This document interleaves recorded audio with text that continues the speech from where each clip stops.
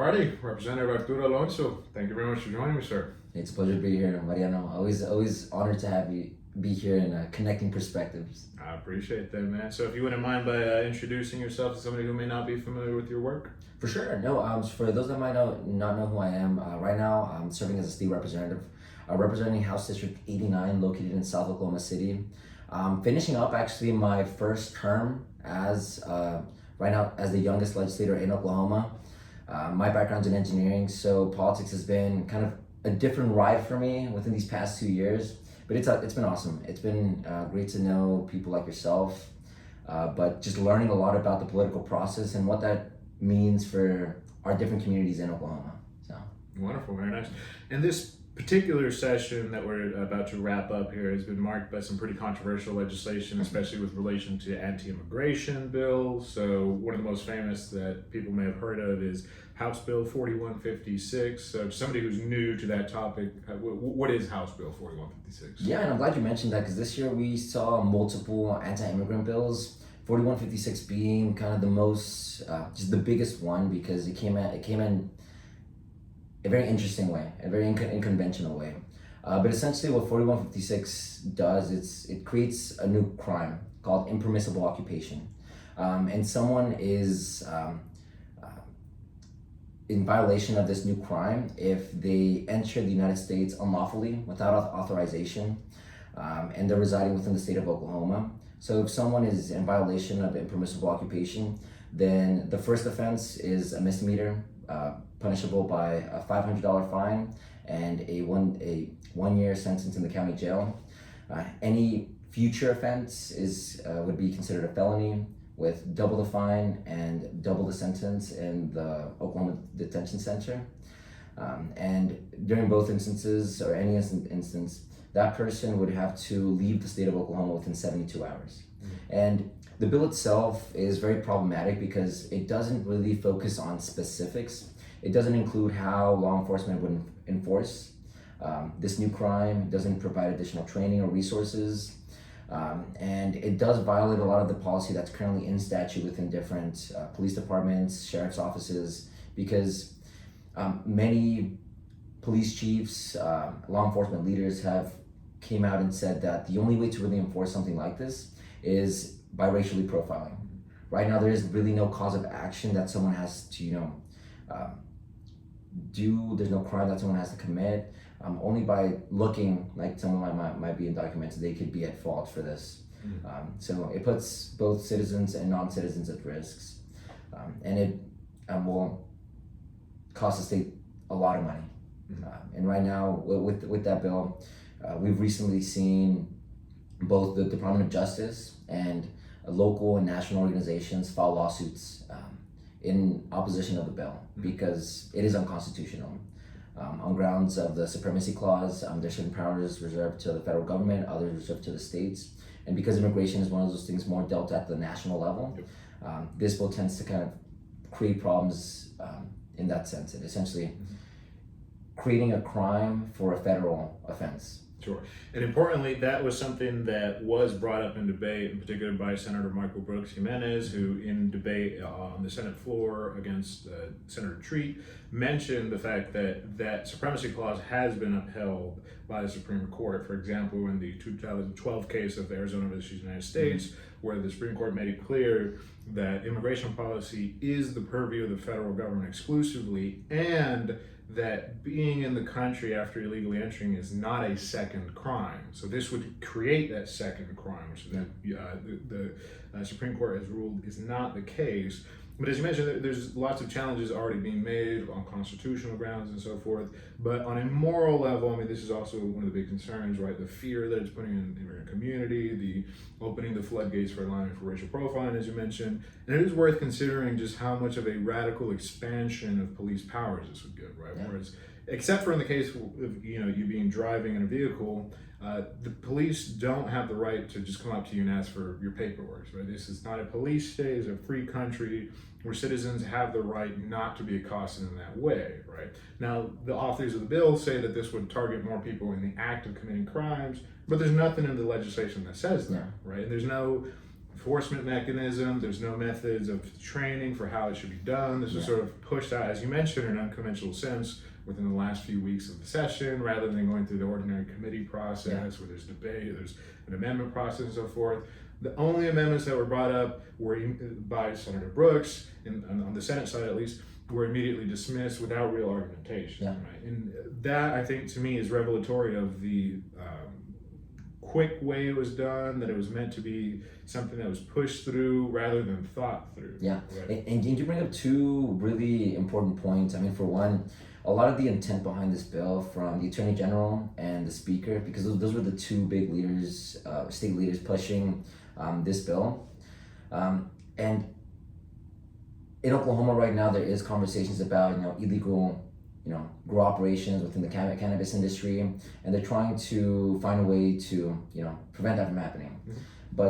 And one of the approaches to that is this bill that they created, because within the language of the bill, it's included that Oklahoma recognizes that there's a need for more added public safety when it comes to foreign nationals and land ownership, but this doesn't really increase public safety. If anything, given that it kind of creates this police state that puts fear into a whole segment of the community, it leads to less public safety, and that's been stated by many police leadership, that now there's a community that we've worked for decades to build trust, build engagement, because you want people that are able to report crimes, whether it be a crime that they're victims of or that they're witnessing. But if the person is at risk of being kicked out of the state of Oklahoma because they're reporting a crime, they're not going to call the police, and it's already a community, unfortunately, that has had that sense of distrust and isn't the most kind of willing to report crimes because they don't want to put themselves at risk. And the second point being that this bill just kind of came unconventionally. Like you mentioned, typically a bill is introduced within a certain deadline. It goes through the committee process, it goes then to the floor, and there's a lot of different times where there can be more of a conversation to really focus on the policy. And Senator Brooks, as well as House members within the caucus, like myself and Annie, introduced amendments to, okay, if we're gonna have a conversation about immigration at the state level, let's actually talk about solutions. Let's talk about a comprehensive approach. For one, having that sense of enforcement, but also recognizing that we've had long-term residents that have contributed in countless ways to the state of Oklahoma that have been trying to do it right. Given that there is a faulty immigration system at the national level that just doesn't really work for a lot of people. Having more of a comprehensive approach where we exclude people that are trying to do it right and contributing in different ways, and also preventing things like racial profiling by, if someone is a citizen and is unjustly stopped and detained and searched just because they look undocumented, and then they would get some liquidation, get like $10,000 from the state to prevent that sense of. That was one of the proposed amendments that was immediately rejected without argument. Completely. Yes, and importantly, what you mentioned, the pretext given by the authors of the bill is that they want to crack down on illegal grow operations. But that is a redundant phrase. It's already illegal to do these activities, so you don't need new laws on top of them. When explicitly they were called for on the grounds of which nationals, right? In the case of Attorney General Drummond's call for the bill initially, he specifically said he was seeking to target, quote, Chinese and Mexican nationals, right? And so that is why the floodgates would be open to racial profiling, not incidentally, but actually in terms of by design of the bill behind it. And as you mentioned, the upstream ramifications, if it were to be enforced in law, would be that certain victimized groups, for example, victims of domestic violence or human trafficking, people that might be undocumented, just won't want to report, right? Because under the statute as written, there's no need for them to have committed a crime for them to be viewed as a criminal. So if you're a victim of domestic violence, you might be viewed as a criminal under this law if you're undocumented.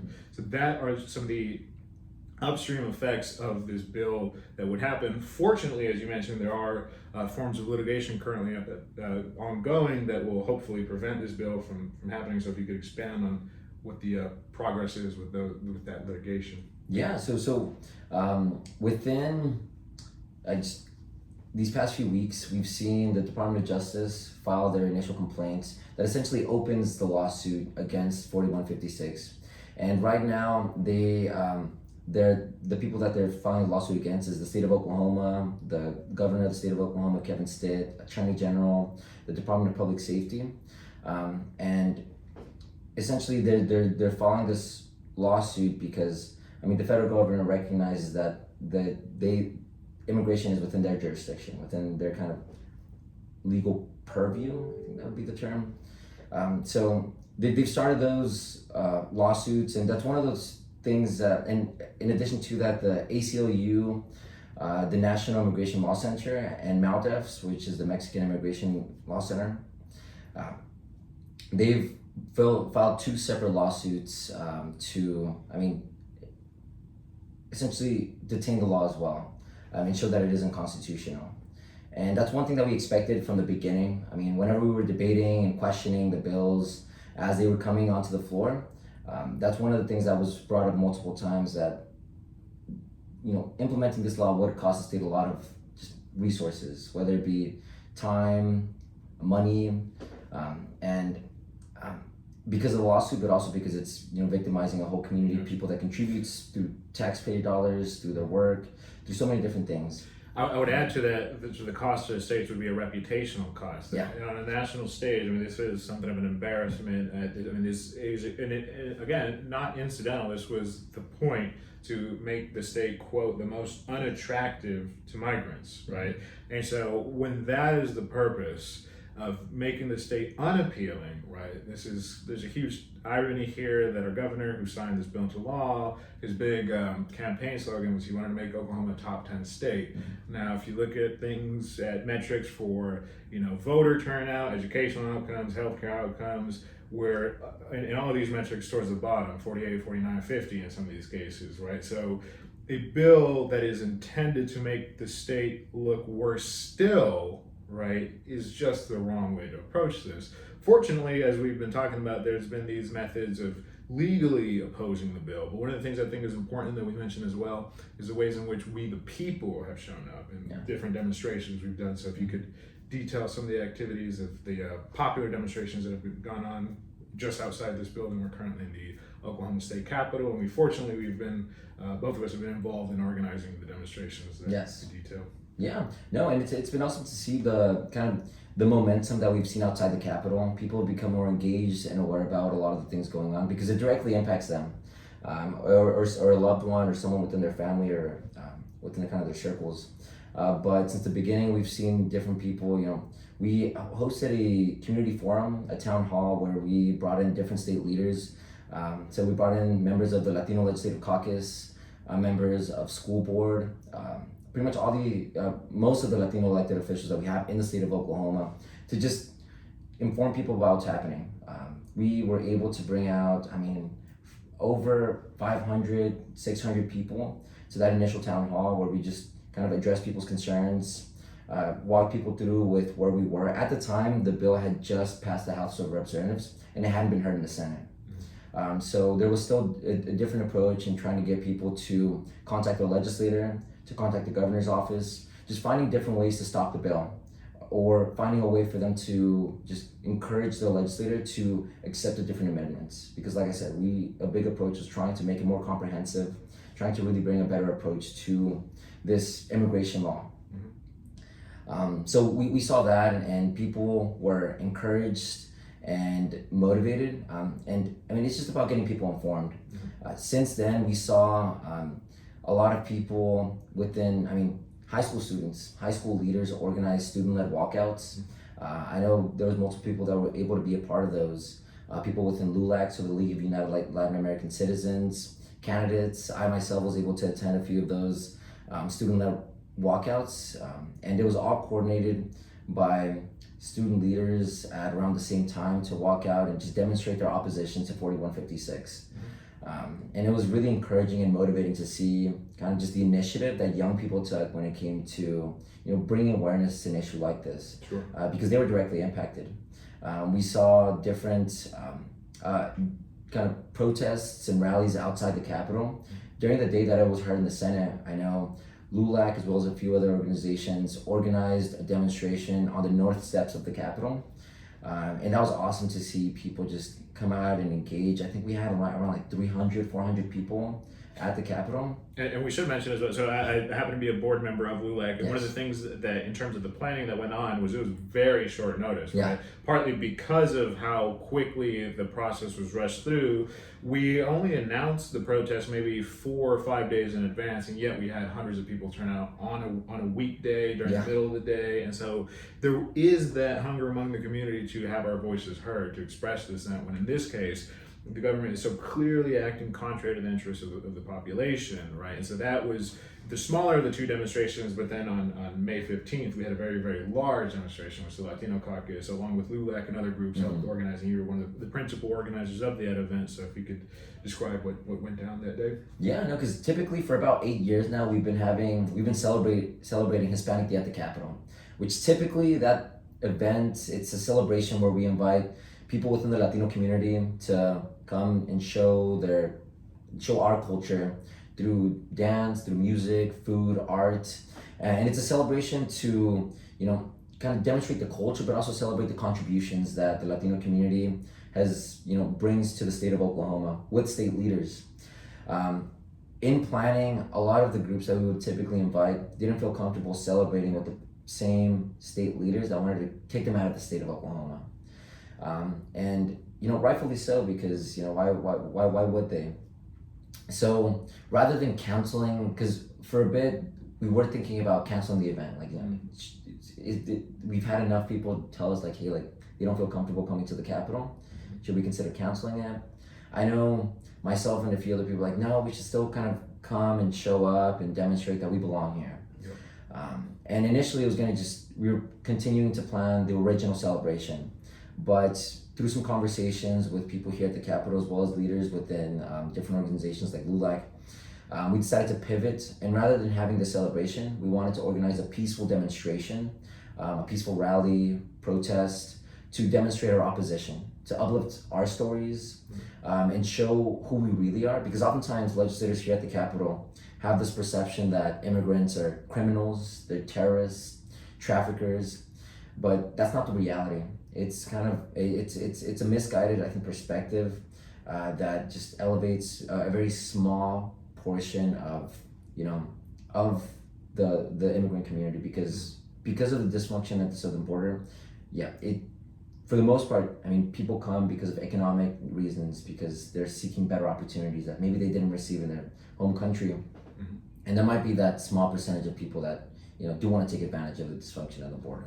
And I would add, though, so that was a demonstration, it was a protest, but it was also, there was a celebratory on it. Right? We went outside, we had music, we had dance, we had all these nice things. And that's one of the things that I love about our community, that we could show up, express dissent, but do so peacefully, civically. Yes. Right? And that, I think, is an important message to send, that we're, immigrants are often described as, being an invasion and these things. It's no, this is our country too, right? Yeah. We have civility, we have all these civil processes by which we can express our dissent, right? And it's not contrary to being a patriotic person, right? In fact, I think being able to express dissent when the government is acting incorrectly is a core feature of being patriotic. And in the American tradition in particular, I think this has been a consistent theme throughout, right? The birth of the nation arguably came, it's a terrible phrase because of the movie associated with it, but the act of the Declaration of Independence itself was essentially a long complaint about the government, right? And that is why the founders enshrined in the Bill of Rights that in the First Amendment, rule number 1 is you get to complain about government. And so that is what we're doing when we have these demonstrations, because we care about the government, because we want to improve the state of how we're governed, the state of how Oklahoma is perceived nationally. And so that's something I think that's important to emphasize in these demonstrations, that it's not contrary to a patriotic view, not contrary to a view that cares about Oklahoma, but actually consistent with it, one that is community building and attempting to correct where the government goes wrong. Yeah, and the government goes wrong a lot more often than we would like. But it was inspiring. It was awesome to see so many people that typically would never come to a place like the Capitol, because maybe there's already that fear associated, that they might already not feel welcome, knowing that they belong in a place like the Oklahoma State Capitol. And I think that was one of the big messages we wanted to send to our community, that you do belong and you deserve to have a voice in a place like the Capitol, and showing them that there's people that are willing to do the work for them within, but also encouraging them to continue getting engaged outside the Capitol, because we can't do it alone. And it was awesome. I mean, it was received very well by the people inside the Capitol too, because staff, I think you mentioned it, but there were so many people that just were like, man, like, I don't know how y'all organize this, because we had at least 5,000 people show up. And typically whenever we have a rally to that capacity, to that size, you never know what could happen. Thousands of people, something could come up, and we were prepping for counter-protesters, we were prepping for all sorts of different things. But because of the help of organizations, volunteers, community leaders, we had a very peaceful demonstration that exemplified who we really are. People that, that are family-oriented, that have values, that want to contribute, that want to be here. And we're not asking for a lot. Our community isn't asking for all the different benefits. We're just asking, I think I saw this kind of big tapestry that said, we just want to work. Just let us work. Let us continue just taking care of our families. Just not separate families. And it was a time whenever people just came together and unified as a community too, because I know historically there's been different fragments of the Hispanic community or the immigrant community that haven't really kind of seen each other eye to eye, but seeing people come together was one of the really cool things that came out of it as well. And I hope that's one of those things that we plan to continue fostering, a sense of unity, a sense of civic participation within a community that historically hasn't been as engaged. Because thinking about the immigrant and specifically Hispanic community, it's a demographic of people that tends to be one of the most disengaged communities when it comes to the things happening at the political and government level. So it was awesome to see that. I want to kind of broaden out here our conversation to the immigration challenge. You've alluded to the difficulties with our current immigration system, and it is why these things come up. In particular, we're in a general election year, so this is a really controversial topic at the national level, and so it's bled down to the state level, right? And so there is lots of challenges. We have historically high illegal border crossings going on at this time. And one of the things that the Latino caucus in particular tried to do was they tried to take this legislation as an attempt to do more comprehensive legislation. So one of the methods by which y'all tried to do that was by including an amendment that would allow undocumented immigrants to have licenses, right? And one of the things this would do is, incidentally, this would also create an essentially a registry for migrants, right? Which is both good for the migrants who drive legally, but also in terms of law enforcement, right? That way you can have a method of tracking. One of the big concerns among law enforcement with undocumented immigrants that commit crime is the so-called phenomenon of ghost criminals, people that don't have any documentation, that can't be tracked and so forth. This would be a potential solution to that, and yet this was also rejected, right? Any attempt that y'all made to expand it further to actually be substantive policymaking was rejected outright. And so unfortunately, it leads to the conclusion that this bill is an attempt at political posturing, at gaining a public platform to say you're anti-immigrant without actually doing something in terms of substantive policy to address the problems that the Latino caucus was perfectly willing to admit are there and are things that should be resolved. No, and you bring up some really important points, because right now we have a lot of national and state leaders that they see the immigration, and immigration is one of the top issues right now. I think it might be the top issue when it comes to what people are using at the doors to essentially rile up their base and get voters to come out and support them so that they can win their next election, or maybe set themselves up for a future election if they're wanting to run for a higher position. And they're using bills like 4156 to elevate certain political talking points, and unfortunately it's at the detriment of communities like ours that are doing what they can to do things right. And in attempting to create a more solutions focused conversation about the issue, completely rejected, because like you mentioned, the driver's license bill, it's something that I think a lot of people within the Conservative Party should be open to, because it does lead to increased public safety, since now this individual has an official identification from the state of Oklahoma, and the driver's license database is one of the largest kind of data pools that law enforcement taps into.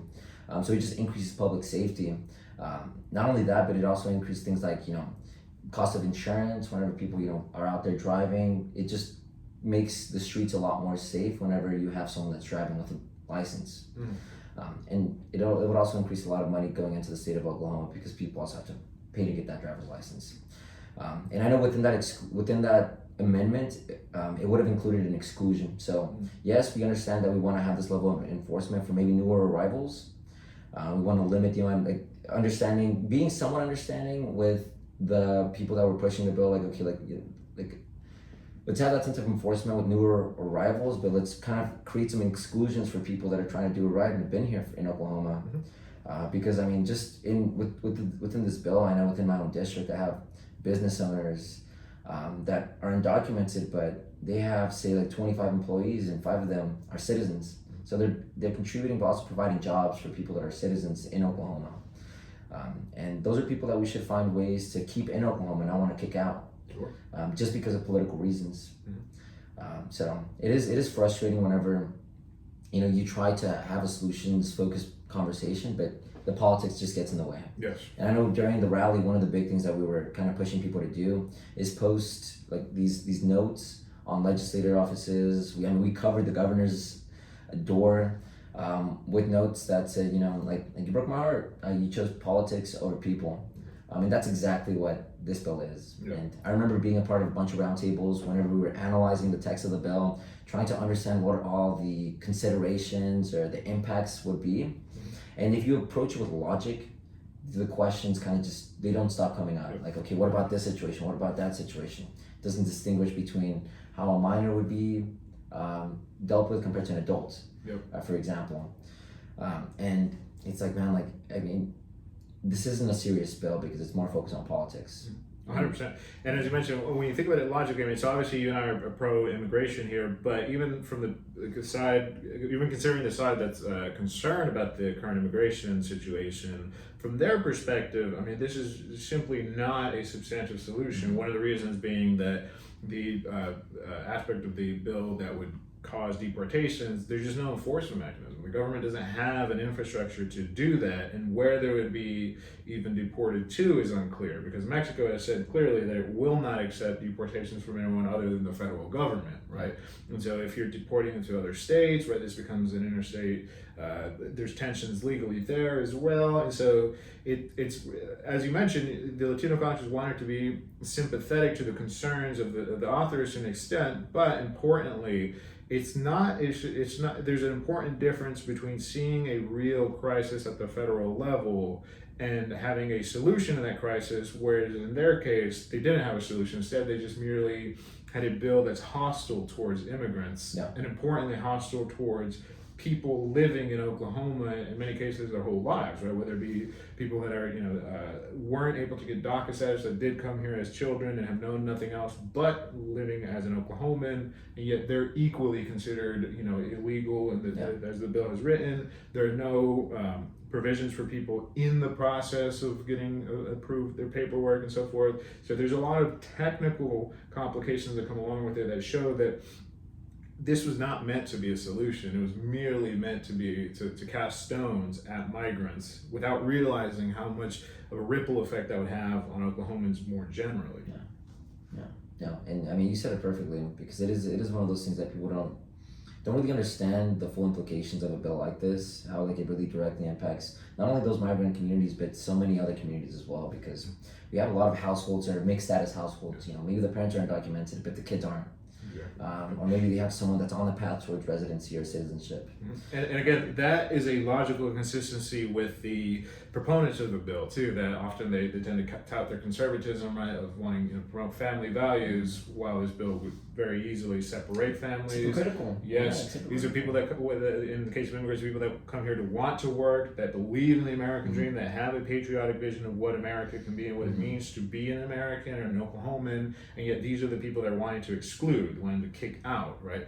Oftentimes they actually share religious convictions, right? In Oklahoma, we're famously very conservative Super Christian, religious, yes, And as it turns out, many immigrants are The also. buckle of the Bible Belt. Yes, that's often said of it.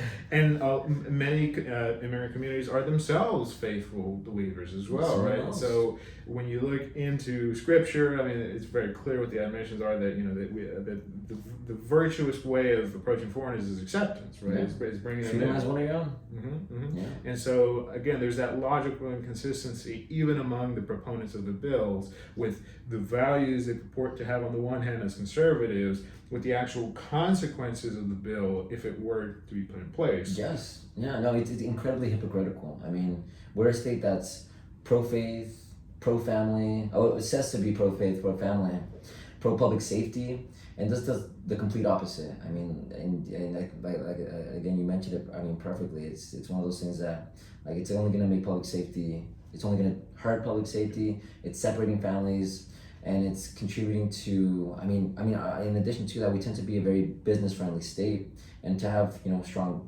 business realm in the state of Oklahoma, we need a strong workforce. But we're wanting to kick out a huge portion of the workforce that's in a lot of essential jobs that citizens aren't going to be filling within the realms of agriculture, construction, hospitality.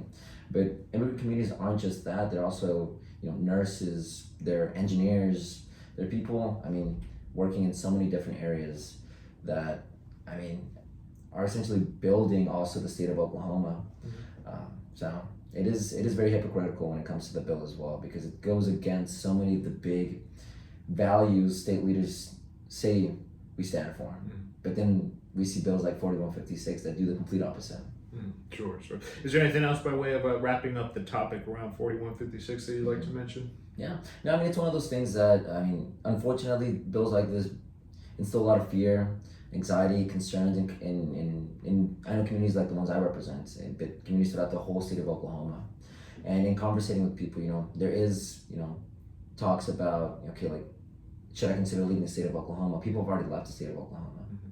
Or what am I going to do if my family gets separated, if I get separated from a loved one, a friend? And it's tough to kind of just navigate through that. Also being, a son of immigrant parents myself. So, we're doing as much as we can to fight against the bills. Supporting the different groups that are filing their lawsuits. So I know that's a big thing we're working on right now. But it's a misguided bill. And unfortunately, our state leaders are okay with allocating and losing so much money where we could put it somewhere else. Because we're worse when it comes to things like education, children's issues, women's issues, civic engagement. Like, there's so many other things we could be focusing on that are actually solutions or policy focused, but we tend to prioritize politics, thinking about those next elections. Yes, and that's exactly what I want to get to as well. That obviously a lot of the spur for this bill has been the fact that it's a general election year, and in the context of the presidential election in particular, this is one that our choices are not the best, right? Polling has shown that the majority of Americans would prefer it not be a rematch between Joe Biden and Donald Trump.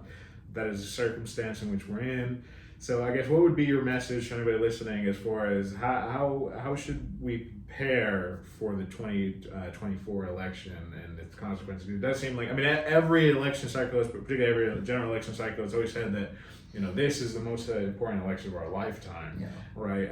And it seems that the past few have been quite different than the ordinary, right? We are really living in particularly extraordinary times here. And so it seems to me that whatever happens in the general election, it will be unprecedented. Right? We've never had a rematch like this, and we have the setup by, particularly in Donald Trump's case, that he has said that he will not accept the election results if they're, in his words, rigged, which essentially means if he wins them or not, right? And so his pattern of behavior in every election he's been in, going back to the 2016 Republican primaries, is he declares any election he doesn't win as rigged, including among Republicans. And so very presumably that, there's virtually 100% guarantee that he will do that if he doesn't win this time either. And so this will create another potentially constitutional crisis in terms of certifying the election, if he is able to convince different state governments, different Congress people not to certify the elections as he attempted to do last time when January 6th happened. These are, I've just mentioned some of the things that are wrong with Trump as a candidate. Unfortunately, Joe Biden himself is not a popular candidate at this point. And so we have two options that are not the most appealing. So, what would you be your message as far as how people should think about the upcoming elections? Yeah, no, and I mean, there's a lot weighing on these upcoming elections. Because I mean, we're seeing a lot of things happening, at the global level, national level. I mean, and that trickling all down to kind of more domestic policy at the state and local level. So there's a lot. I mean, there's a lot to consider, a lot to think about. And you're right. I mean, it's right now we're in a time whenever we're incredibly divided, and there's segments of people that, regardless of what happens on November 5th, whenever the elections are happening, they're not going to change their mind. They're not going to accept certain things. I mean, Donald Trump does have a very loyal base that they're not going to accept the election's results if he doesn't win. Who knows what will happen if he does win? And I mean, and you said, I mean, on the Biden side, I mean, he is a candidate that that's lost a lot of support, especially with a lot of the things going on globally. But I know, I mean, I'm someone that I'm very much a Biden supporter. In lots of that's because, kind of preserving our democracy. I know that's one of the big things that there is a push to kind of make it harder for certain people to access, participating in our democracy. And we see that at the state level. And lots of times it's one of those things that the election, just thinking about the election results this November, it's going to be a very consequential decision to see what happens, because there's a lot of tensions. I think in one conversation that I've had, because I mean, 2 years ago I wasn't really as focused within the realm of politics, so I kind of only knew so much. But within these past 2 years, it's kind of like been taking that pill that awakens you to reality, kind of like in the Matrix, and you're kind of more aware about all the different things going on. And part of it, I know, I mean, I was having a conversation with a mentor, and I was like, man, like, is it because I've just never been aware, and there's all these different things going on at the different levels, global, national, and local. But no, like right now we're at a time whenever there's just more, it's just a lot crazier. There's a lot more tensions at every level. So there's going to be a lot of interesting things that happen this session. Yeah, and that is an interesting point. It's hard for me to assess that, because I think if you were to take the temperature of how things are in the country based on what's happening in the news, well, the news is always talking about the bad things that are happening, right? Within the news, I mean, there's kind of joke that the good news is not news, it's advertisement, right? Yeah. So there's a focus always on the bad things that are happening. I think a lot of the perception of how kind of chaotic and divisive the country is now is inflated by a lot of the conflicts that happen on social media in particular, where it seems that people have the attitude that to talk about politics, you have to try and own the other person or embarrass them or call them a bad person or whatever, dismiss their ideas outright, right? And this is one thing that does seem to me to be a genuinely new development, that whereas politics has always been divisive and debates have always been heated and on important topics, now the rate at which the speed of information being spread is, I mean, unlike anything we've ever seen before, but also the ease of participation in debates, right? And especially low quality participation, where people will just say things, to try and troll people, to piss people off online, and do stuff that actually isn't geared towards improving the situation, towards talking policy solutions or talking about compromising these things, but instead just trying to, in some cases, virtue signal to their own followers that here are the things I believe, and look how strongly I believe them, so I must be a good person, or this person is a bad person, so they can't be believed, they can't possibly have a point even if I disagree with them because they're a bad person. And so it seems to me it's hard to assess how divisive things actually are now. I do think in some ways the temperature of the country is cooler now than it was, for example, in 2020, right? 2020, when you had the pandemic, you had, BLM protests, and you had this year-long sequence of civil unrest and tensions that, I mean, ultimately culminated with January 6th that happened. And so it does seem to me now things are at a calmer stage, but it is hard to assess that relative to other places. I mean, we've had other points in our recent history, for example, in 1968, that also similarly seemed to 2020, seemed to be one of the most chaotic and divisive times that not quite clear if we can get past it or not. And in this case, I mean, it does depend on how, I think a lot of it does depend on how the 2024 election comes out. If we are able to have a election that is accepted by both sides and have a peaceful transfer of power, then I think we can, in hindsight, then say that yes, things aren't as divisive as they may seem at this point. But we don't know. We don't know until it happens, right? No. And so far, we've mentioned the possibility that Donald Trump loses, but in terms of current polling on the election, he's actually beating Joe Biden in a number of polls, in particular along swing states, which are some of the most important in terms of actually determining who wins or not. And so that's another possibility I think we as Americans, as Oklahomans, need to prepare for, the possibility of a second Donald Trump term. So I don't know how much thinking you've done about what it would be like living in a second term, but what do those prospects make you think of? Yeah, no, I haven't been doing too much thinking, but I do think it's going to be. I think it's going to be a lot tougher when it comes to having another Trump candidacy. And I say that because and given the limited research I've done, or kind of just thinking I've done when it comes to another Trump presidency, because it is possible, like you mentioned. I mean, the polling shows it, so it is a very high probability that will happen. Yes. Important. Go ahead. Yeah, no, but I don't see it being a great thing. Sure. So I see it being, something that will add kind of some pressure in different areas, and I don't know. I mean, going back to the issue on immigration being like the number one issue that a lot of people are talking about right now, especially at the national level. Typically, I mean, Trump doesn't tend to be the most welcoming when it comes to that issue. So I think on that sense, it'll probably be a bit tougher. And that's a very polite way of phrasing it. I mean, he's used some pretty radical language, and it seems increasingly, right, one of the phrases that he used, I think it was a few months ago, was that immigrants are, quote, poisoning the blood of the country, which is directly a line from Hitler describing non-Aryans. So it's just, his rhetoric matches his policy in lots of ways. And this is something that we've talked about off camera. I think we may have even talked about it in a previous podcast, but one of my criticisms I have of Democrats, particularly at the national level, is that while their rhetoric tends to be very friendly, very welcoming towards immigrants, the actual policy is just lacking, right? At best lacking, right? And whenever they do have substantive policy measures that go down, like currently the Senate bill that was voted down in part because of Donald Trump encouraging congressional Republicans not to vote for it, is often being touted as something that the Democrats wanted to fix the immigration situation. But all the provisions would essentially be much more restrictive, right? It would make refugee claims harder to make. It would give the president the power to shut down the border and so forth. So even then, the policy, again, that the Democrats tout doesn't match the rhetoric, right? What they're calling a potential solution in immigration policy is actually right-wing border policy, right? Written by our own Senator Langford at the U.S. level. Langford, who's one of the chief authors of that bill.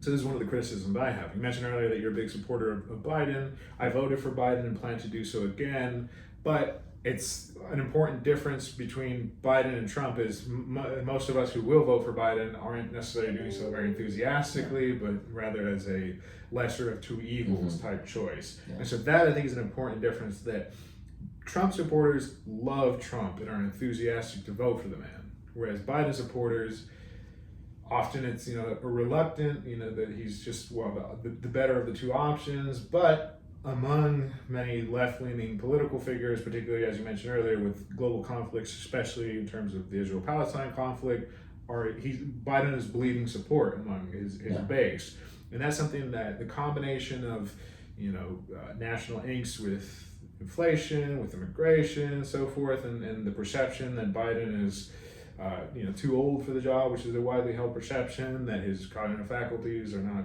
where they should be, right? Time is not on his side, right? So I worry that the confluence of these factors, the fact that Trump is winning in the polls and that the time is not on Biden's side, seems the more likely outcome at this point is that Donald Trump wins.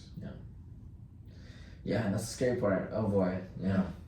No, but we'll see what happens. But no, but you bring up some good points, because I know within the Democratic Party that Biden does kind of bleed in when it comes to the support because of what's happening in with Israel and Palestine. So we'll see what happens. Yeah. And I know a lot of it, there's an interesting debate to be had, though, what the role of young people in particular in politics are. And obviously, you're a very young politician, you're 25 years old, and you're very, very keen on reaching out to young people, as you mentioned earlier, high schoolers and so forth. That's been a lot of your involvement with trying to encourage and enfranchise young people. But there is sort of a tension at a national level where young people are very vocal, whether it be online, on Twitter, on TikTok, and so forth, or in the college campus protests and so forth. But also, while they may be very loud in voicing their opinions, they tend to be very lacking in terms of actually coming out and voting and so forth. And so disproportionately still, I mean, there's the phenomenon of gray power, right? Of the elderly tend to do most of the voting and they have more sway. So there's an interesting tension there where it seems that our national political discourse is more dominated actually by influence, is disproportionately dominated by young people, whereas their actual voting record doesn't match the amount of noise they make. No, and you bring up a good point there, because there's unfortunately a lot of apathy within younger generations. And what civic participation even looks like, putting stuff out, sharing things that doesn't really make a big kind of dent when it comes to the outcome of an election, who gets into office or not. Compared to people that are, actually voting, actually getting out there and understanding who's running for office, and then getting out there and casting their ballot. So I know that's one of the big things I've been kind of working on, and showing people hey, if you want to see global change, you have to start at the local level. Because I know when it comes to things, certain topics in places like Oklahoma, where the partisanship is very much on the conservative side, there's certain things we can't even start the conversation on, because we just don't have that political capital to be able to kind of support meaningful change or actual decisions to be implemented. And certain things certain rhetoric thrown out there, but it falls on deaf ears, because the people that are in the decision-making table aren't really receptive to certain things. So I know that's one of the big things I've preached. It's kind of just if we want to see global change, you have to start at the local level. Sure. We have to start getting involved, voting, understanding who's on the ballot, knowing when elections are happening, registering to vote if we can, because that is what meaningful actual change would look like when it comes to politics. Supporting candidates that are that align with the values of the younger generations, because oftentimes right now I'm serving as the youngest legislator in Oklahoma, and most people are two times my age, so they're in their 50s or 60s, and they're very much more disconnected with the issues that we've kind of grown up seeing, the perceptions that we have. So if we want to see more meaningful change, it has to start by getting, I guess, a lot of that energy and emotion into some productive action. Sure. And I think that's one of the biggest challenges, that the things that actually make change, as you mentioned, are at the local level, at the grassroots level, but also a lot of it in terms of the work of legislators is not glamorous. It's behind the scenes, working to build relationships, even with opponents, even with people that you disagree with, are on opposite sides of the political spectrum from yourself. But in a state like Oklahoma, where we have a supermajority of Republicans, right, that's just practically the necessary way to get things done, is to be willing to compromise even with people that you disagree with politically, but that's just how you can have any chance of having your bills heard, having bills supported, and so forth. And unfortunately, that unglamorous behind the scenes way of working, which actually gets things done, in the context of the social media era, is sort of buried, right? Where people want to have these very loud, very confident ways of proclaiming their beliefs, but that often does nothing. One of the things that kind of disappoints me is that very often the people that are the most enthusiastic about expressing their opinion and engaging in civic topics do so at a global level. For example, the Israel-Palestine conflicts, where they'll share videos and clips and their opinions on these things, but won't ever share things about local things, where their sharing could actually make a significant impact. Whereas, if in the case of sharing stories about Palestine, very little will actually be done about that. And it tends to be done under the pretense of raising awareness, of raising dissent about these things. But when it comes to it, when the Biden administration encourages Bibi Netanyahu and the IDF to have to be more reserved in how they target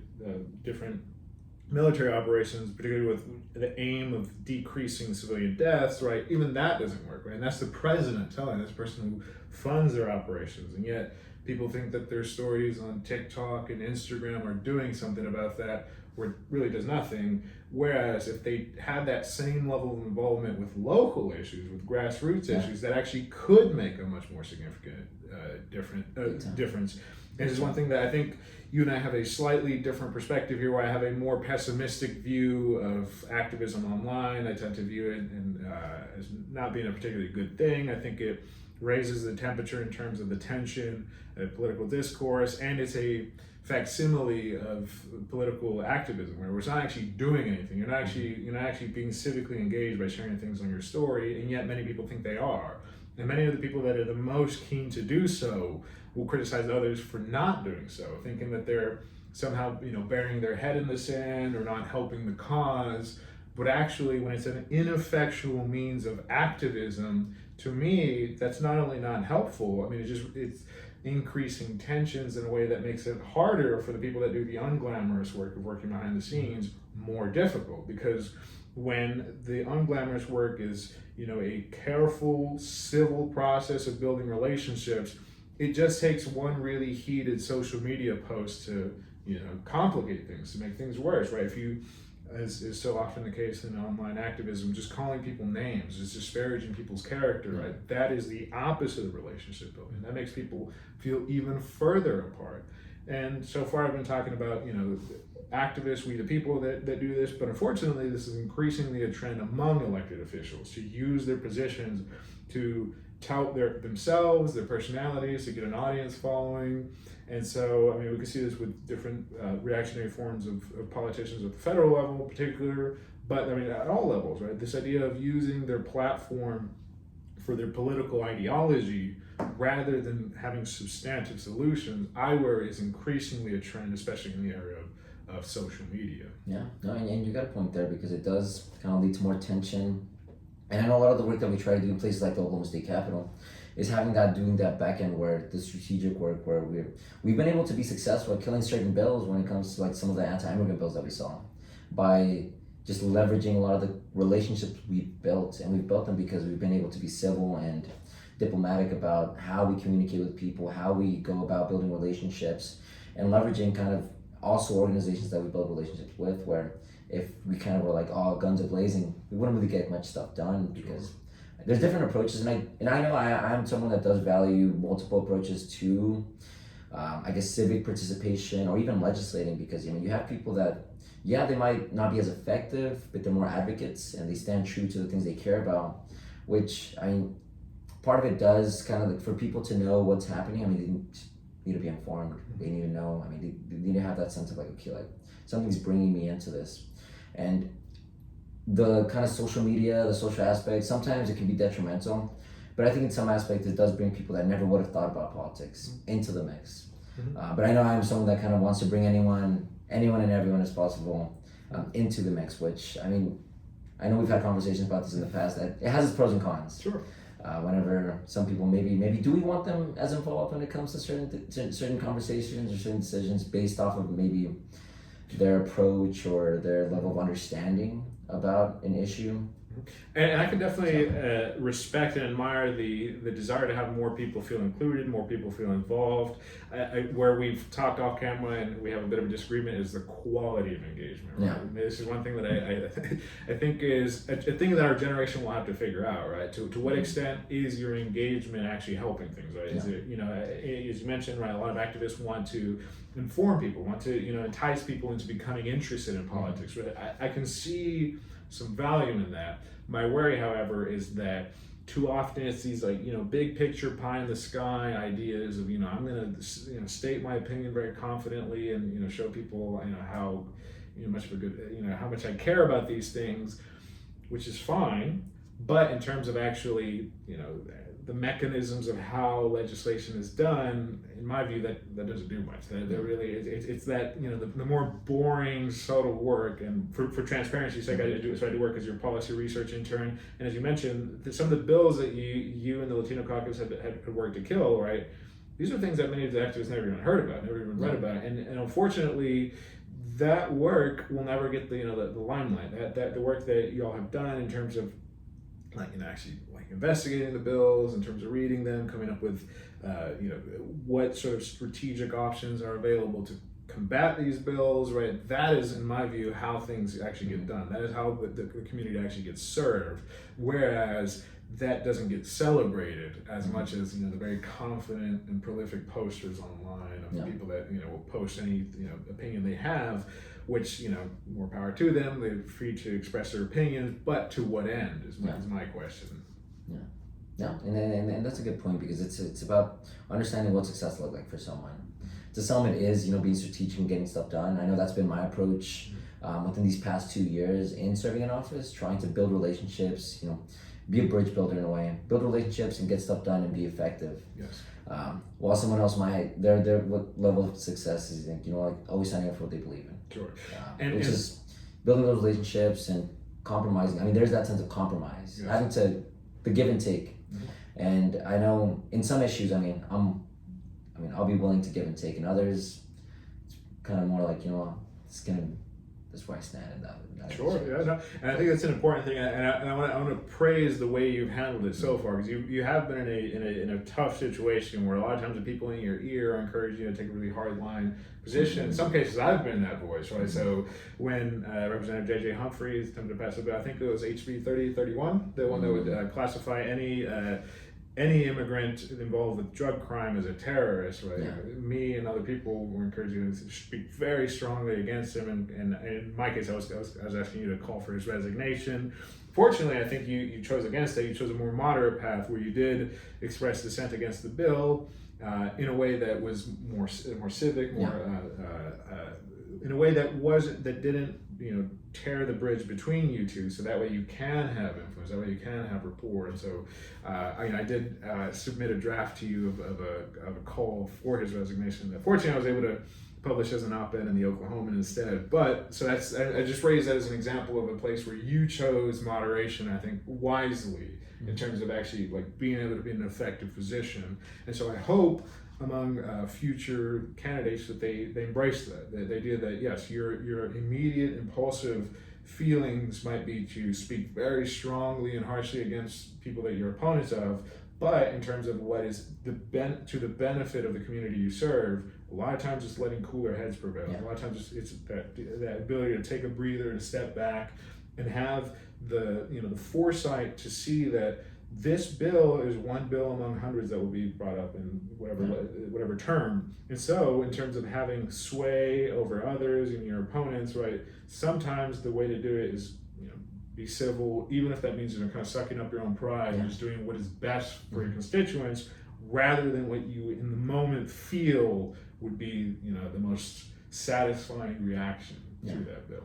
Yeah, no, and I remember that time because aspects of me were like, screw this guy, let's get him out of office. Because it's a direct attack, and there's no like real good solutions that would bring outside of labeling the whole demographic of people, Hispanics as terrorists. Mm-hmm. That's horrible. But I do appreciate that that kind of push to want to call for his resignation, which aspects of me definitely wanted to. But I think in the end it ended up working out because he kind of put himself in a corner anyways because of that bill and additional bills that because the dude filed like 71 different bills, and lots of them is just to kind of get on the media, to show. Most famously, one of them being the furry bill. Lord, the furry bill. Which should ban furries in schools. And so, so the fortunately, we see sometimes in the Capitol.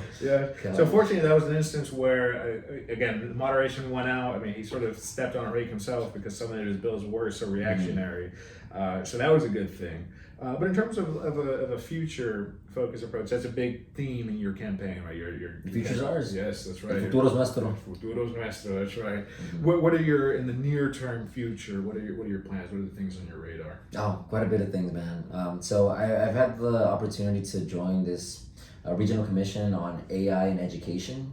So meeting bi-weekly with a group of education, technology experts to set the policy agenda for the Southern region on how to implement and integrate AI in education to give teachers the tools they need to be more successful in their job, but also giving the tools for students to make sure they leverage this new technology. Well, this technology that we've had for a while in a way that's effective, that doesn't rob them of their learning, but also prepares them for this different kind of future where, we don't really know what it's going to look like when it comes to how AI is going to play a role in nearly everything, it seems like. So how do we prepare people in the most effective way possible?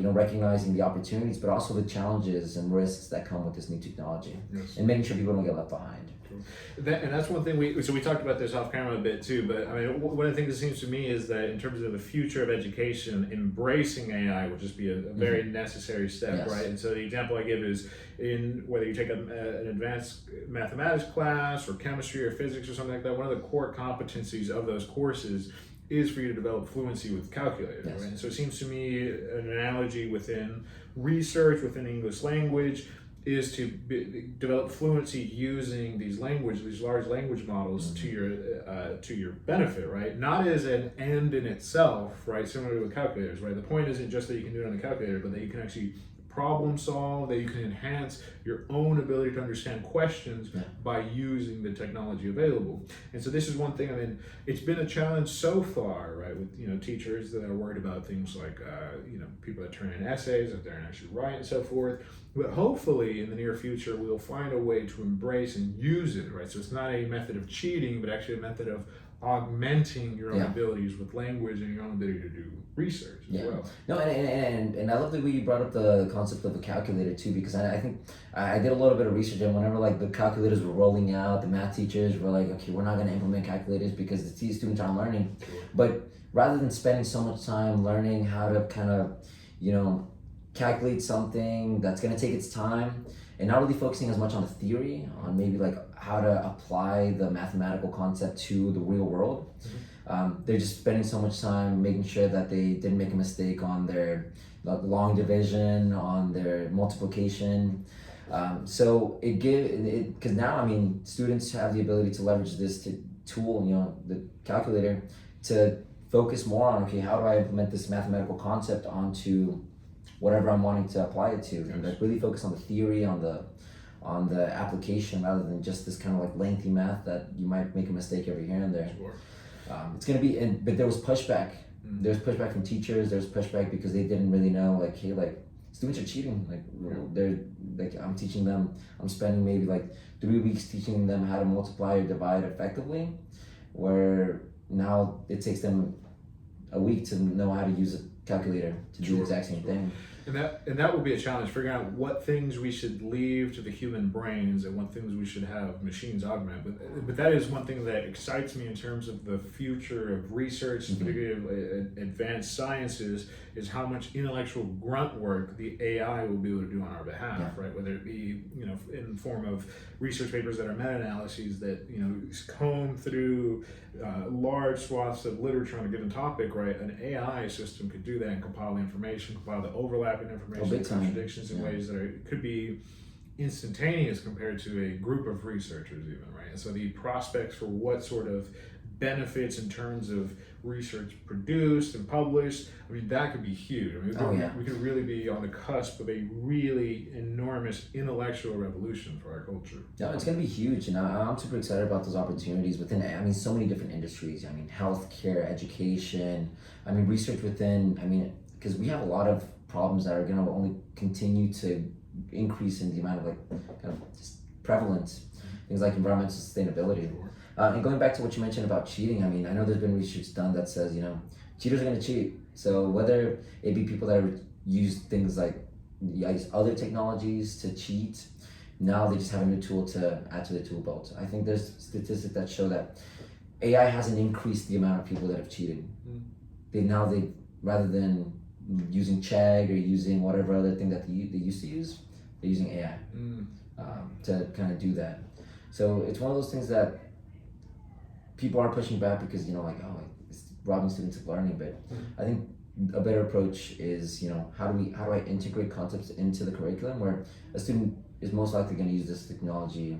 So how do I make sure that they're still able to use it effectively to better their work? I mean, because now rather than having, going back to like what you mentioned about research, I mean, the possibilities that could come of it, the amount of research that can be applied rather than, digging through thousands of pages worth of, kind of technical research, they can kind of find a way to summarize it using this technology and just eat what they're doing. Sure, and that I'm very excited for. But so far, I mean, I've expressed sort of an optimistic view, but we've talked about AI before on and off camera, and obviously the dangers are something that should be considered. And yes, in this case too, I mean, even within the world of research, there's some dangers to be considered as well, that if we have AI systems that are able to compile these research papers, these meta-analyses, and do so truthfully, presumably you could very easily do so falsely as well, right? So you could produce false works of what look like peer-reviewed real papers, right? And the worry is, a concern, for example, that's been raised by the philosopher Sam Harris, is that we reach a point where the content of the internet becomes more and more false information generated by AI that looks like real information, right? We could face what he calls epistemological bankruptcy, where we don't know if we can trust things, whether it be what look like peer-reviewed papers on the internet or Wikipedia pages or blogs and these things. If we reach the point where more of what's online is false than true, right, we may have to kind of give up on the internet. We may not be able to trust it, which interestingly and ironically will, I think, necessitate the trust in humans once again, right? So that we have organizations that can do vetting processes, that can do fact checking and stuff like that. Unfortunately, we're already in that sort of space when it comes, for example, particularly with political information, right? It tends to be the phrases that this is something that both political, the two major inclinations, left and right, do. They use different terms, right? So right-wingers tend to use the term fake news, left-wingers tend to use the term misinformation, when sometimes in both cases it is fake news or misinformation. A lot of times it's just news they don't like, news that they would like not. Doesn't align with their policy agenda.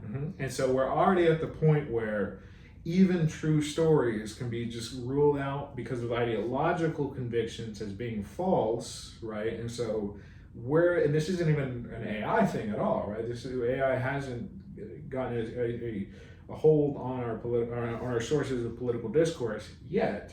But if it does, I mean, presumably this won't be made better, it's going to be made worse, right? And already we have some of the chatbots that have been developed that have been influenced by, for example, the political ideologies of the coders behind it, right? Has shown that the content of what is produced can be influenced by their political ideology. So it's very easy to see in the near future where we'd have competing AI systems that are fed with the political ideology of their programmers, having competing interpretations of apparently the same information. And so that would be an interesting problem that we'll reach into when you have those like meta-analyses that we talked about earlier. If you have two meta-analyses of the same literature that come to differing conclusions, right? That'll be another interesting dilemma we'll have to deal with. And again, I think it'll come down to human reason, what is able to decipher what is true, what is not, what is we at least view as useful enough to find to call it true, right? Or at least better than the other source. No, and trust is huge when it comes to this, because I know there's the concept like these AI systems hallucinating and providing information that appears to be true, because whenever AI systems, since they're still kind of developing, whenever it fails, whenever it gives you false information, it doesn't do it in a way that is obvious. This is obviously false. It presents it in a way that's as credible as possible. It's very confidently, and you can ask it for sources, and it'll give you sources. Sometimes these sources are real sources, but misrepresented. Sometimes they're totally confabulated. And it's not obvious when that's the case, right? And you can, within the language model, for example, like a ChatGPT, you can have a discourse with it where you correct it, but you can correct it falsely and make it seem to think a thing that isn't true, or you can do otherwise, where you correct it on an actual inaccuracy it made, but then it doesn't actually learn that. It will repeat the same mistake again later, right? And this is one of these interesting dilemmas that will come up, is how is it that we teach these systems? What is it that we program it to learn about? How does it filter itself, right? And once it gets to the point where it's able to program itself and code for itself more effectively than humans, right? This is when spooky things begin to happen, when we reach the so-called event horizon, where the development of which the artificial intelligence advances faster than we can have any sort of control over, right? It will. It seems more likely that event horizon. Yes, because we don't know what's going to happen afterwards. There's a term borrowed from astrophysics. What happens once you get in the gravitational pull of black holes? We don't know what happens, right? And at the point at which we reach that event horizon with artificial intelligence, it's not clear what will happen, right? One of the worries is that we will have an alignment problem where its goals don't align with our goals, and if it's in the driver's seat, if it's the more intelligent system, if it's the more powerful and capacious system because of its ability to integrate information from all that we program into it, we might be creating the thing that destroys us. Yeah. Yeah. And so that's have you thought about writing down a lot of the kind of the philosophical approach to AI and how it's going to be integrated into, I mean, what is humanity, I guess? Well, a lot of people are. Some really good points, because I mean, it's one of those things that and I mean, you might have a better idea of this than I do, but it is one of those things that kind of like approaching it from kind of new philosophical kind of ideologies in a way, like approaches, because it is a new, well, it's kind of just a new concept, and knowing how to kind of like integrate it from with humanity, because like what is humanity when it comes to AI taking such a big hold of anything and everything, when it comes to human intelligence, when it comes to kind of just all the different things that are being put out there, like information, like I mean, how we perceive reality. So yeah, no, there's a lot of considerations, without a doubt. Yes, and I think it'll be one of the biggest things in our generation in particular. This will be one of the perennial challenges we have, is figuring out what our relationship to AI will be. Now, fortunately, there are lots of other people writing, but I'm a fan of studying AI, but I wouldn't say I'm an expert in it. And we've talked about this off camera, but one thing that gives me hope is that at least in my experience of paying attention to AI, right? I started off when I was pretty young, maybe around 18 or so, and back then it was still very much considered like a fringe, sci-fi topic, right? And so partly the reason I got into that, I've always been interested in existential risk, and so when I learned about AI through an existential risk perspective, that made me interested in it. But over the course of the past few years, and particularly the last year or two, AI has become a mainstream topic, right? Especially in the era of ChatGPT and so forth, where now it's becoming a very practical concern, like we talked about cheating earlier. One of the things I would like to emphasize, and I hope the group you're a part of will consider, are the very human, all too human problems that will come up with it. We've talked about this a little bit before off camera, but the idea that if you have an artificial intelligence system, one of the most obvious applications that's already in place is using it for military purposes, whether it be the so-called over-the-horizon capacities that our own government has used, which is, there are lots of ethical considerations to raise about, is it better or worse if you have a machine killing people? I mean, ultimately, at this point, it still comes down to human beings making that judgment call. But once we reach the point at which machines are more effective military implements than people, that'll be an interesting phase where we could theoretically have nations having, machines fight other machines. Machine warfare. Yes. And so, I mean, kind of like the Terminator. Well, yes. I mean, it could be. It's a reality, because you're right. I mean, there's a lot of ethical implications when it comes to all the slate of different uses that AI could be used for. I mean, within the military, within education. And those are when it comes to the conversations being had right now, that is at the forefront. Like, what ethics do we follow? Like, do we pull from things that are already existing? Do we pull from kind of new concepts? That's a big aspect of the conversation, which I'm glad, because trust has been one of those things that people, at least the organization that we're working with, is prioritizing. How do we build trust? How do we build accountability? Because right now, within legal statute, there's ways to hold people accountable. Whenever they make a mistake, whenever they make a bad decision, if there's an agency head that isn't doing their job or making poor decisions, there's a way to hold them accountable. But there's not really anything in place right now within statute to hold the system accountable. Outside of the kind of just the vetting system, which right now it's arguable that there really is effective ways to vet systems before they're really implemented at a larger scale. I think we may have even talked about this in a prior podcast, but that is one thing that I do wonder and worry about, is at the point at which we have an artificially intelligent system whose actions don't align with the intentions of its programmers, and let's say they commit a crime in doing so. Let's say a machine kills someone, and that wasn't the intention of the programmer. Who is to be held accountable, right? Because if in the scenario I've laid out, it doesn't seem like the programmer should actually be held accountable. But can we have a machine represent itself in court? I mean, would it have habeas corpus? Would we then have to have citizenship for these machines, right? It raises all sorts of interesting philosophical questions, but ultimately these will be political and legislative questions as well, right? That who is responsible when you have an agent that is apparently acting in contradiction to its programmed intention, right? There seems to be a new source of responsibility, right? And how is it that our in many ways antiquated legal and political system will deal with this, right? One of the things that concerns me the most is the rate of change at which AI will happen relative to the rate at which the government is able to respond in terms of regulation in these things is just disproportionate, right? The AI will be much, much faster than any sort of legislation. Yeah, because thinking about the conversations we had this year here at the Oklahoma State Capitol, when it came to, we saw, quite a bit of AI-related bills, coming from myself, from a few other members, and there is a sense of I don't know if you have an appetite for this yet, because of just people not being aware about how these systems work, not really understanding technology. I know that was one of the big things the hurdles I dealt with when it came to a bill that would have provided, just professional development for teachers. I was like, we want to see what other people do before we do. I'm like, well, we can wait, or we can see how this might work in Oklahoma. It's trying to take more of still a somewhat conservative approach, in conservative in the way that we're not doing everything possible when it comes to AI regulation, but just starting, how do we just build awareness? How do we build transparency? That was another bill I had, just trying to increase the amount of transparency when it comes to any AI system being used within state agencies. What is being used? How's it being used? How's it being vetted? And making sure that there is a place, I guess a policy in place to know how we're assessing these systems to make sure they are following their intent. Yes. There's a set goal for this system. Is it meeting the goal, and is it meeting it effectively to the point that we're okay using the system?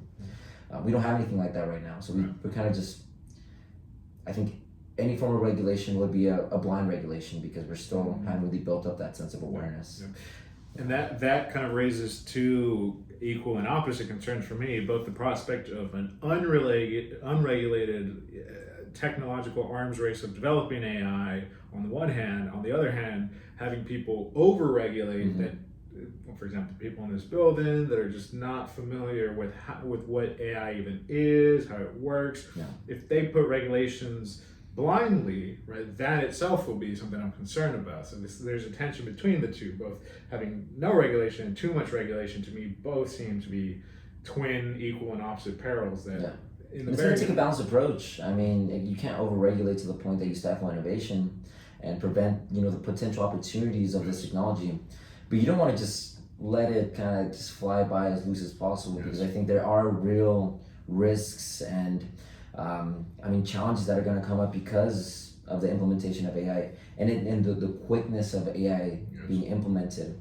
But there are ways to approach it, I think, right now, and a lot of it's just making sure that we build awareness, we build trust.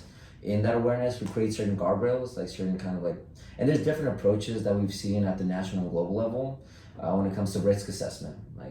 Maybe we take a different approach depending on the potential risk compared to high risk and low risk AI systems. And, there's different ways to kind of distinguish between those high risk, mid risk, and low risk. And different people have different kind of approaches to that. So right now I know the conversations we're having is just trying to find the best approach possible for our specific region, because context matters when it comes to these things. So how you implement AI is going to be completely different in how you implement AI within education compared to, say, industry or healthcare, within how the military uses AI, how a government entity uses it compared to maybe a private business. Cool. Anything else you'd like to mention by way of wrapping up here? No, I just definitely want to thank you for always giving me the opportunity to chat it up with you. You're very much an intellectual mind that I think, I value your perspectives. So I always learn a lot. And I definitely want to thank anyone that's out there watching, connecting perspectives. Because it's important to make sure that we do build that sense of connectivity. We're all connected in some way. So finding ways to have more of a conversation about a lot of these different issues that impact our lives, either directly or indirectly. So I love that we have this to kind of create that sense of conversation. When oftentimes we don't see that often, too many times. People they disagree, and then it's my way or the highway. But being able to create that sense of unity, I think, is something we should continue focusing on. Cool. Alrighty. Well, thank you very much, Representative Arturo Alonso. Thank you. Cool.